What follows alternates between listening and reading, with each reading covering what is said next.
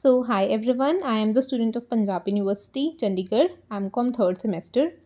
Through this video, I'm going to tell you about what are the important chapters you will have to do in text planning and management.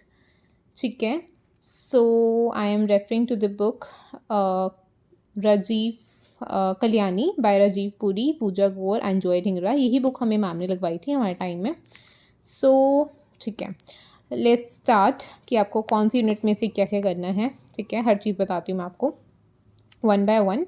Let's start with the unit number 1. First of all, सबसे पहले आपको unit number 1 में से ना जो important चीज़ है, most important चीज़ है, वो है आपको करके जाना है आपका स्ट्रक्चर ऑफ डायरेक्ट और इनडायरेक्ट टैक्सेस. ठीक है, सबसे पहली चीज़ ये ज़रूर करके जाना है आपको. ठीक है, कॉन्सेप्ट, इसकी significance, problems of tax planning, tax avoidance, tax evasion, तीनों में डिफरेंस बहुत बहुत ज़रूरी है. मेरे टाइम में तो आया भी था बल्कि. ठीक है, and methods of tax planning. पहली बात, आप अगर इतना कर जाओगे यूनिट 1 में से ना, उतना इनफ है. आगे जितने मैंने पेपर्स एनालाइज किए अभी तक उसके अकॉर्डिंग.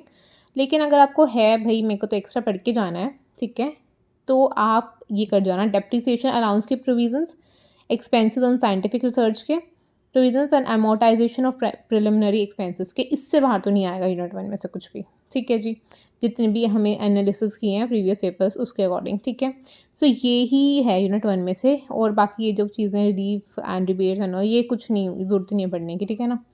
उसके बाद देखो, स्ट्रक्चर ऑफ डायरेक्ट और इनडायरेक्ट टैक्सेस के लिए तो मैंने अपने नोट्स को बनाया था लाइक. ठीक है ना, अगर चाहिए तो बता देना, नोट्स भी मिल जाएंगे, प्रोवाइड कर दूँगी मैं. ठीक है, ये प्रोविजंस के भी मैंने नोट्स बनाए थे. तो बाकी जो ये है ना tax evasion, tax avoidance, tax planning, ये मैंने अपनी बुक में से ही, इसी बुक में से मैंने किया है.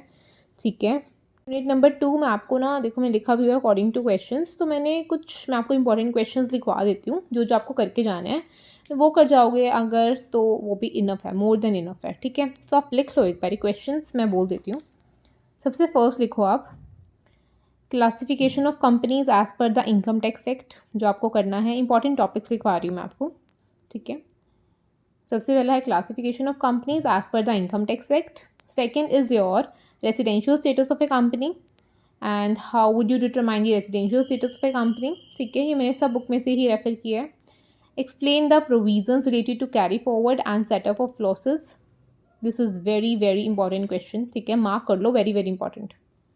ठीक है, उसके बाद है next question, discuss any 2 deductions available to the company assessee. ठीक है, नेक्स्ट लिखो, discuss various types of companies under the income tax act. I think ये लिखवा दिया मैंने, रिपीट हो गया ये, आई थिंक, सॉरी. नेक्स्ट लिखो, difference between widely and closely hold companies. Difference between widely and closely held companies. ठीक है, उससे नेक्स्ट लिखो, how does the residential status of a company affect it's liability. ठीक है, बल्कि इसका हमने नोट से बना रखा है क्योंकि मुझे प्रॉपरली नहीं मिला था ना इसका, तो मैंने इसके नोट्स बनाए हुए हैं. ठीक है, if you want you can tell me. Next question लिखो, discuss the provisions related to carry forward and set off the past business losses and unabsorbed depreciation. And last likho, what do you mean by carry forward of losses? Can an amalgamated company carry forward the loss of amalgamating company? And that is it guys.